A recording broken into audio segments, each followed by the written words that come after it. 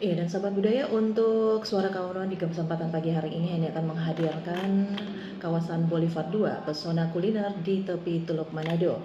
Sahabat budaya, Boulevard 2, kawasan kuliner di Kota Manado, menjadi daya tarik baru bagi warga dan wisatawan. Dengan puluhan restoran terbaik yang menghadap pantai, tempat ini menyuguhkan pemandangan indah, terutama saat matahari terbenam. Terletak di sebelah utara Kota Manado, kawasan Boulevard 2 menawarkan pemandangan pantai Gunung Manado Tua.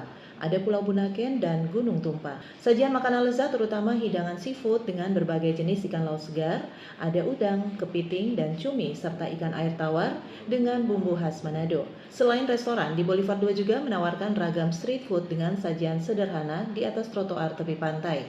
Saat senja, para pengunjung dapat bersantai sambil menikmati aneka pisang goroho goreng dan dabu-dabu roa, jagung bakar, minuman jahe susu hangat, dan jajanan lainnya sambil menantikan matahari tenggelam di ufuk barat pantai Teluk Manado yang menakjubkan.